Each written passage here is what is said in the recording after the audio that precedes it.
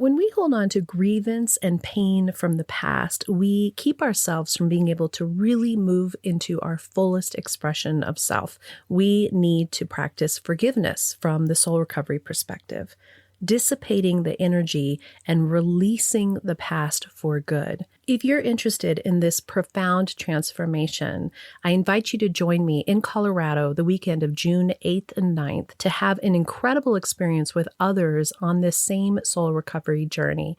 2 full days of immersion in the soul recovery process where you will indeed leave transformed. You will be able to truly let go of these old pains and step into a new way of being. Check out the show notes for a coupon code and how to register. On a recent social media post, I had asked, what do you want to hear more about? And one of the answers was from a community member who said, how do you live with somebody who has severe anxiety or depression? How do you hold on to and maintain your relationship with your higher power while they're suffering so greatly? This is a great question and the source of inspiration for this episode. Welcome to the Recover Your Soul podcast, a spiritual path to a happy and healthy life.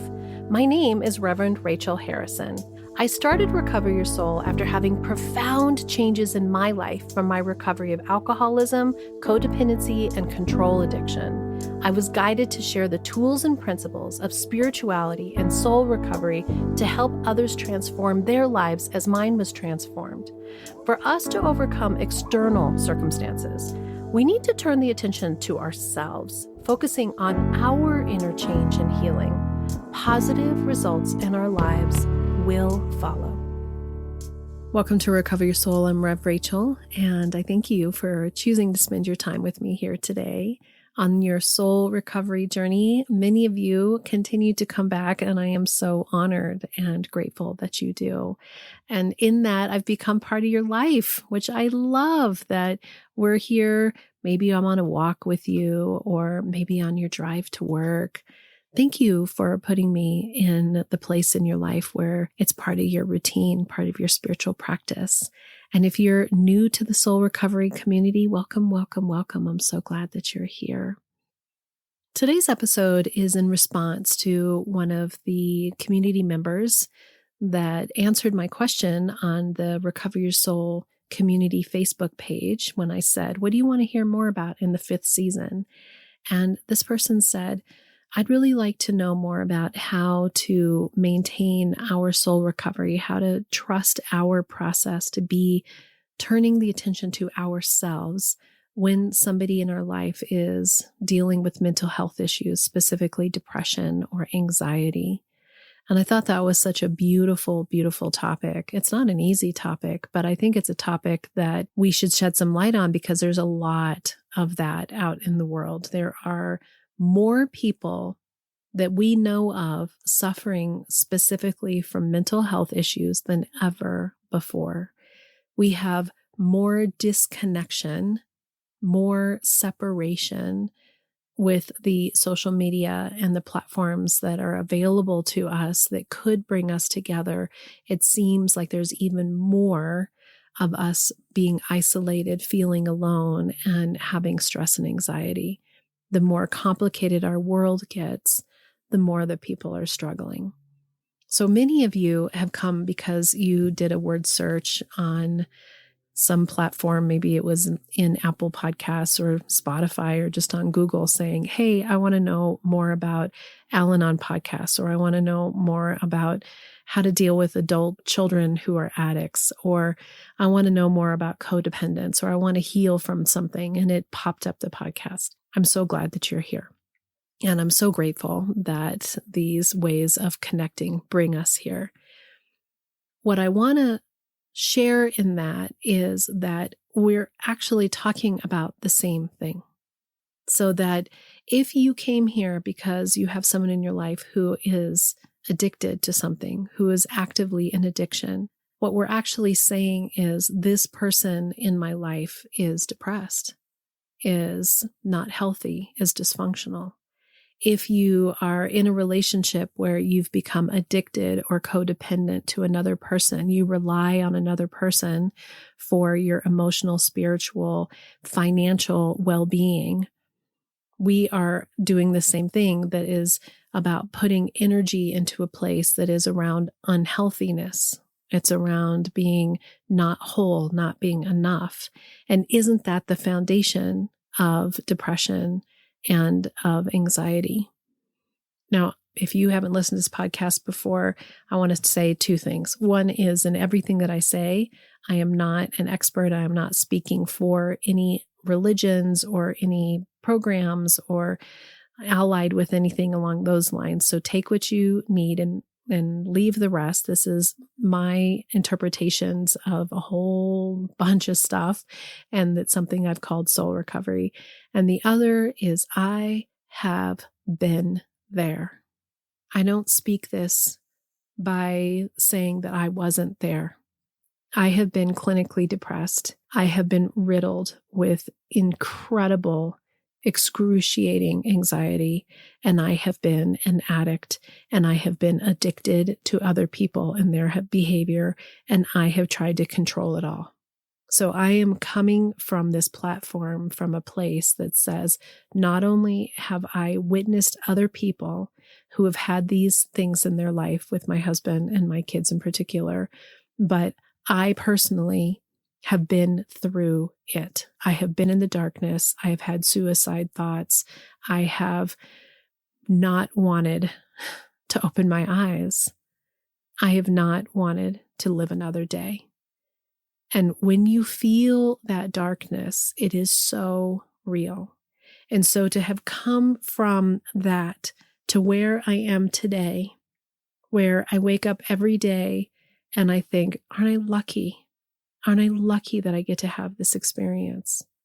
It has been a journey, and I see it from both sides.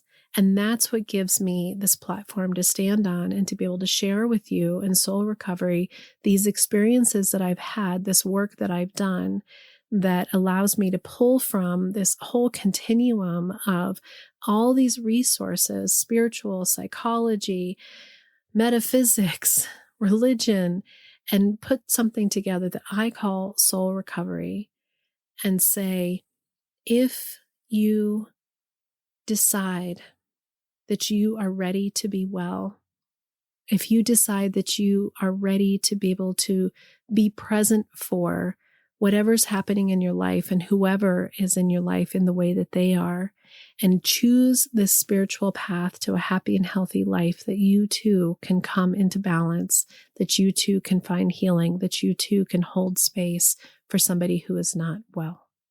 So that is the energy and the platform in which I'm going to speak on this particular topic, which is, what happens and how do you keep your soul recovery? How do you continue to stay on track with what's going on with you when the people around you are suffering? Now, what I think is so interesting is most people found this podcast by searching, maybe it was Al-Anon or codependence or how to deal with adult kids who are addicts. Those are kind of the SEO finders that people find to get here. And then you walk through the door, you look at this podcast and you're like, I want to know how to fix them. But what you're really learning in soul recovery is that the true answer to healing, the true answer to healing somebody else, the true answer to happiness is to turn the attention to yourself and to recognize that you're powerless over everything outside of yourself, and that your choosing your own life is the greatest gift that you can give yourself and others. Now, that doesn't mean that you can do this work and walk around with all kinds of halos and butterflies flying around you, and that everything's always going to be this rainbow situation and you're just oozing joy and happiness, and that the people around you are going to love it, or that they're going to feel better, or that it's going to change anything. That's crap, right? That's like the fairy tale. what we're learning in soul recovery is we're learning to see and understand each person in their experience for exactly what's going on with them. And we're learning how to interact and be present in every situation from a authentic, aware, healthy space. If you're ready for soul recovery, as a spiritual coach, I can support your healing to help make real changes that will bring you a life of peace, happiness, connection, and abundance. You can also work in smaller groups by taking a deep dive in a Zoom workshop or with me in person at a retreat or an event. Join others on the soul recovery path once a month for the free Zoom support group or daily on the private Facebook page. Visit the website recoveryoursoul.net to book coaching sessions with me or find all the information you need about soul recovery, dates that are coming up, and how to register for those groups and workshops. To support the podcast and the community, check the links in the show notes to make a small monthly donation or a one-time donation of your choice that will make a huge impact to support this community and the soul recovery mission. Together, we can do the work that will recover your soul. So if you went around somebody who wasn't doing well, either from drugs or alcohol or from being emotionally not well, and you're Pollyannaing them to death and saying, well, if you would just think positive, everything would be just fine, you're not actually going to be helping the situation. You're going to be making it so that they actually have a level of resistance and they're pushing on you. But if you can be present in a way where you remember that your emotional integrity is the only thing that you have control of and is your only responsibility, and that their choice of what their emotion is going to be is what they're responsible for, then you can start to be present for people and really hear them where they're at. Really be present for them where they're at and stop trying to fix them. Stop trying to change it for them. Now, I have a feeling that the person who wrote this request on the Facebook page probably lives with somebody who is experiencing depression or anxiety, either a husband, a wife, or a child. So I just want to say out loud that being in relationship with people who are struggling is really difficult. And nobody is saying that it isn't hard. No one is saying that it doesn't affect you. I had a session today with a husband and a wife. They were expressing how when the other one is really good, it really helps the other one feel really good. But when the other one isn't well, they have to work that much harder to maintain their own individual self and to not fall into the pattern of codependence where you want the other person to be okay for you to be okay, but they have a very true preference that the other person really feels good. And that's understandable and that's good. So what happens if you're in a relationship with somebody who is having a hard time? What happens when their heart is breaking and you're there to witness it? I think first and foremost, one of the things that I share, and I hope that you hear, is that we're not in soul recovery in a place where we're being encouraged to be quiet, where we're being encouraged to not speak to the elephant in the room. I think there's a lot of mixed messages in the recovery community around what to say. And I think that there's a fine line in learning how to be present in what's really going on with you from a healthy place and having a voice and trying to control another person or fix another person or judge another person. So what we can really recognize in our soul recovery journey and path is that checking in with yourself and how you're feeling is the number one thing that you need to be doing. Recognizing that asking how someone is doing or having suggestions, to be honest, so I'll just, I always do better when I use an example. So luckily, just with absolute joy and celebration, I want to announce that both of my kids are doing better than they've ever done in their adult life, ever. And if you've listened to this podcast, this is a frickin' miracle upon all miracles. And it's a miracle that I'm doing better too. And it's a miracle that Rich is doing better. I mean, the truth is that our family is probably in its best emotional, mental state that it's been in since, I don't even know how long, probably in an eternity, right? In our making. And when I think about what steps did I take to get to the place where I could give my children and my husband their emotional well-being and their balance back. And there has definitely been times when that's not the state that they're in. So with both of the boys, and I talk about Alex so much, so I'm just going to, bring Bodhi in as well. So with both of the kids, there has definitely been times when they are in a pretty frightening place of darkness.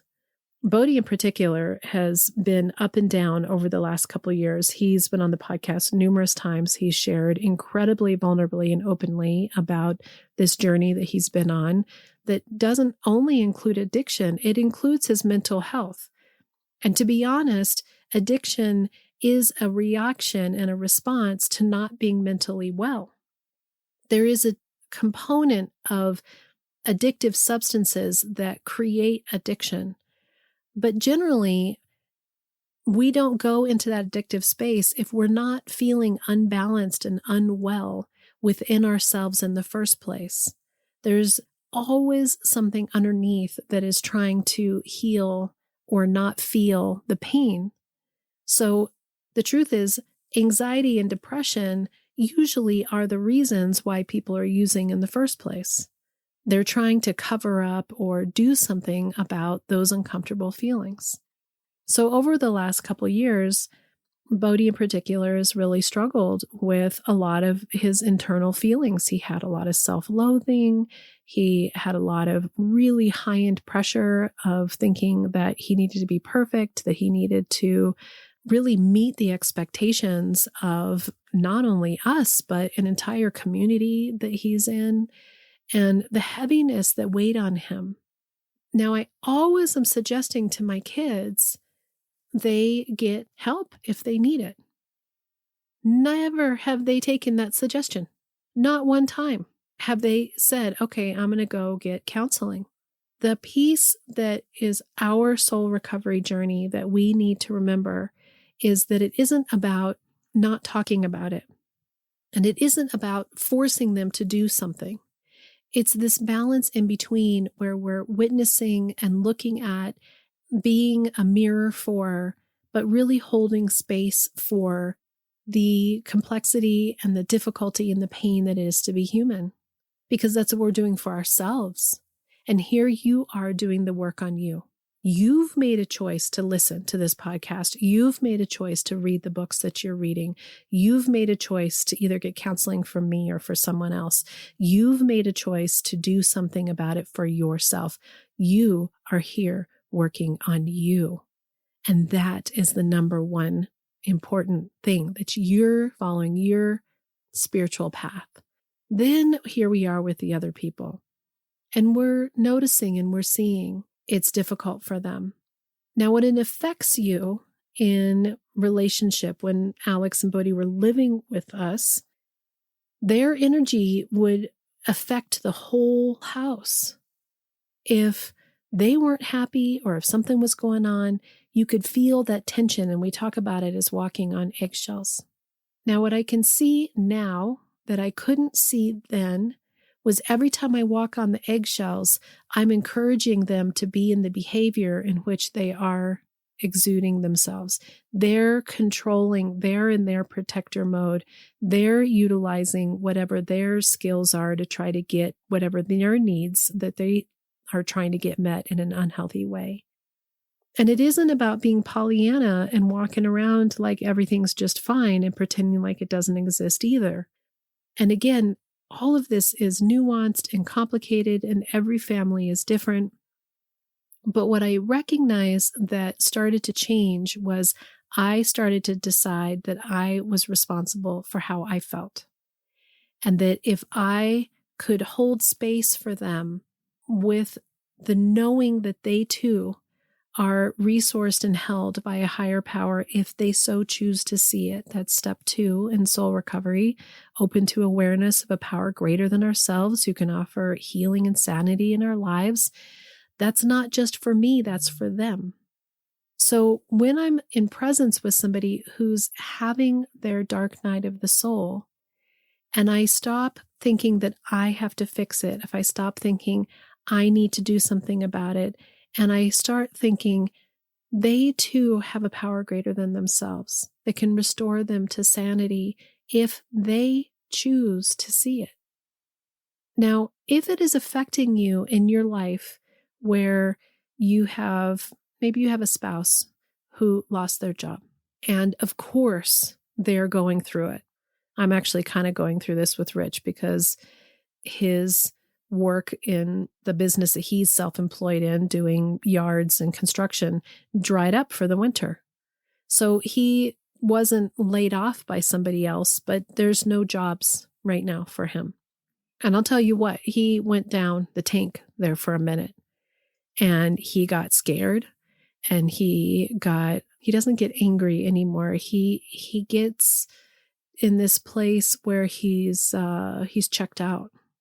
He's not emotionally present and he wants to control and fix. And he kind of gets dogmatic about like, well, here's what we're going to do. And here's what this is. And I don't like it.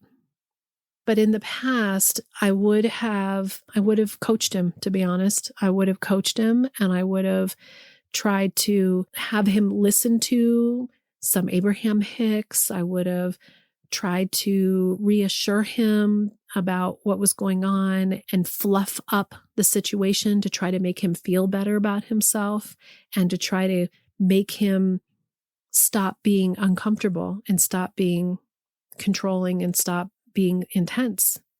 And what I did this time was we talked about it. And we talked about it from this place that is new for me in the last couple of years, where I do the work that we've talked about in previous episodes about me attending to my younger selves, making sure that my protectors have their new roles and jobs. If you listen to that episode, around holding space and not feeling like I have to hold his responsibility. And for the first time, he really started to share what was really going on with him. He's 57 years old and doing this hard labor. He's really coming to an end with it.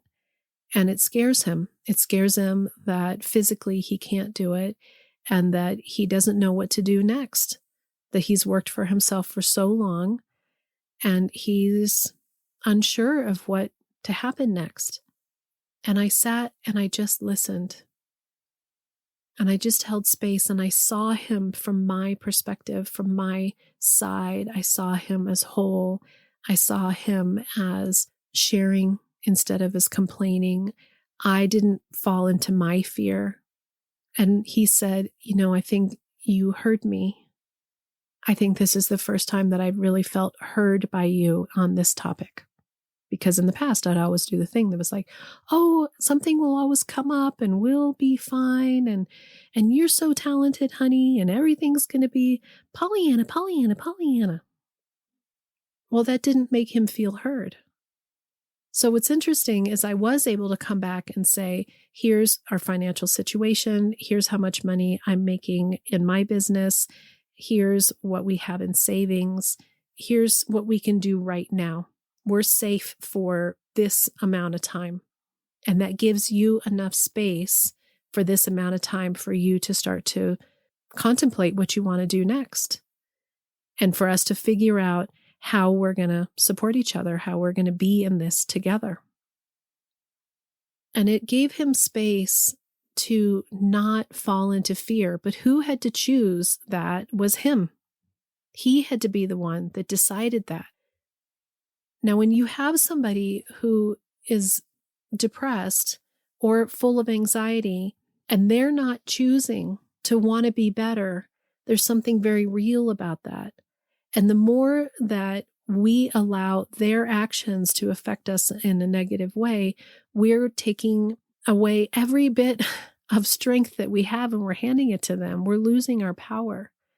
Now, if Rich had gone into a major depression and I said, I think it'd be a really good time for you to see a doctor. I think there's always important to look at medications. I think there's always importance to speak to somebody. I actually did say, I think it might be a good idea for you to find a coach or to find a mentor, somebody that can help walk you through this, because he doesn't like me to coach him. I'm his wife. I'm not his coach. I may be a spiritual being, but to him, I'm his wife. And he chose not to do that. But it's important for us to share and to speak from our heart and to offer these things. And then if they don't take them, then we're handing them the responsibility for their own well-being. Now, just pretending that he had gone down a really dark road. Maybe he started to drink heavily again. Maybe he went off the rails in some way, and these things do happen. There's a big difference between being present for somebody in their darkness and giving them space to move through that and not being affected by it and allowing and accepting people to be exactly who they are. And also the balance of somebody who is not choosing to make moves for themselves, who is stuck, and that we may have to make decisions that are really around our best benefit, that are around us taking care of ourselves, maybe our kids, maybe making sure that we are financially okay when somebody is making poor decisions. Being loving doesn't mean that you allow unacceptable behavior. And people can be in very dark places and still have the grace and the awareness to want to choose to be better. Now, it doesn't mean that they're going to be better right away. It doesn't mean that they take medication and, a month later, everything's fine and dandy.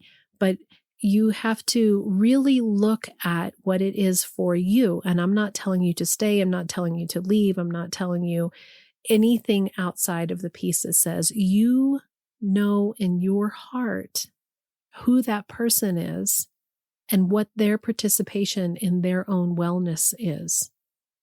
And from that place and from your healed place of soul recovery, you can make decisions for yourself and you can be present in that relationship and you can attend to yourself and you can participate in every conversation from a place that is around your wholeness and the expectation and seeing them as their wholeness, but not allowing behaviors that are going to be detrimental to you or your family in the long run.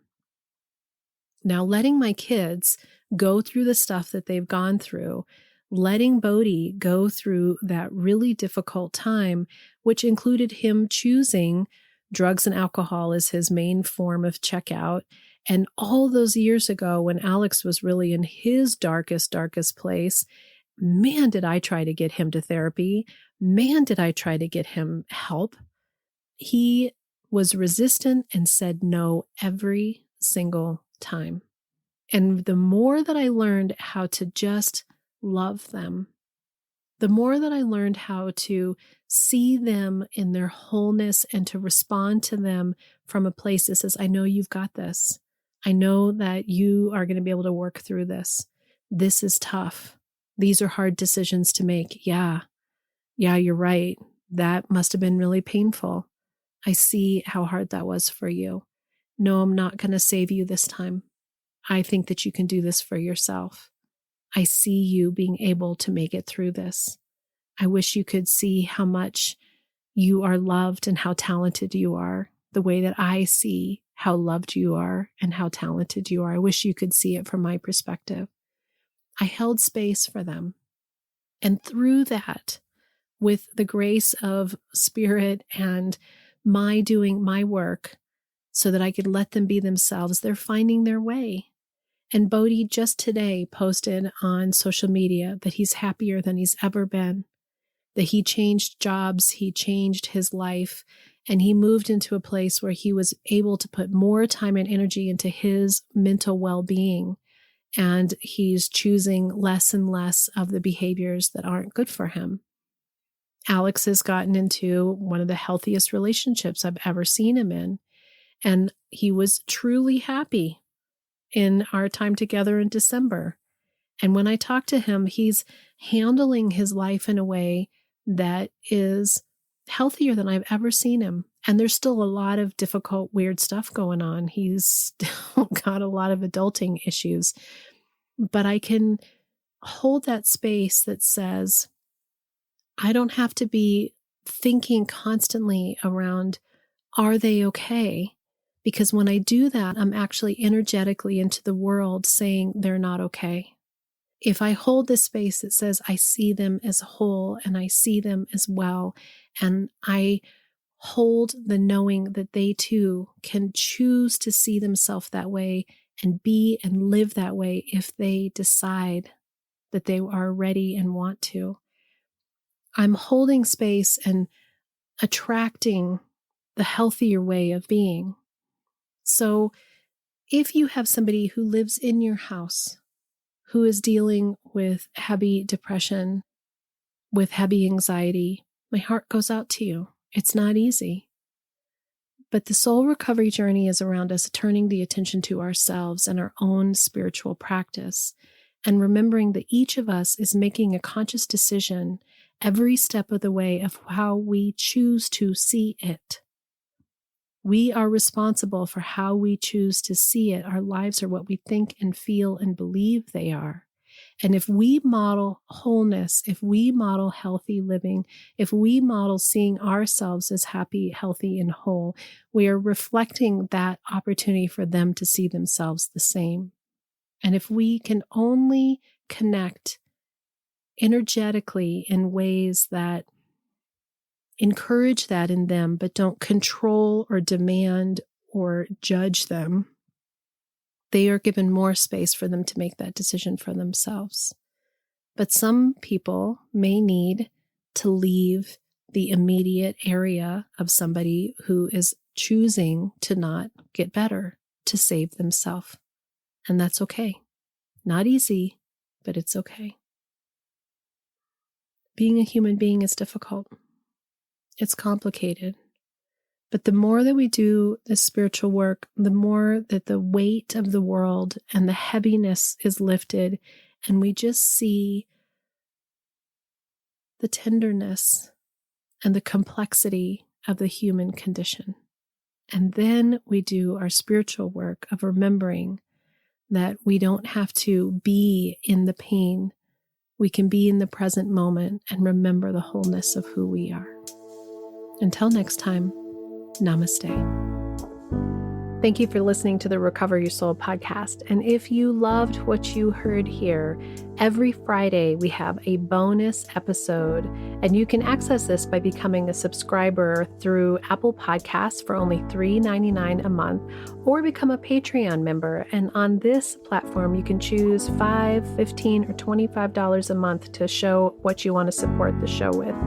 On both of these subscriber platforms is an entire catalog of back episodes intended to inspire and support you on your soul recovery journey. I really want to invite everybody to attend the free once a month, every first Monday of the month support group. This is on Zoom. Everyone is welcome to attend. And by giving a like or a review, and sharing this with your friends and family really helps us to share the soul recovery message with even more people. We are on social media. We are on all the platforms. I am on TikTok. You can listen to guided meditations by Rev Rachel Harrison on Insight Timer. Thank you for supporting the show. Thank you for being part of the community. To find out more about soul recovery and everything that's being offered, visit the website www.recoveryoursoul.net. Together, we can do the work that will recover your soul. The Recover Your Soul podcast and its content is for educational purposes only and is not allied or representative of any organizations or religions. It's based on the opinions and experience of Reverend Rachel Harrison. Recover Your Soul claims no responsibility to any persons or entity for any liability, loss, damage, or cause alleged to be caused directly or indirectly as a result of its use. Applications or interpretations of the information represented herein. Take what you need and leave the rest.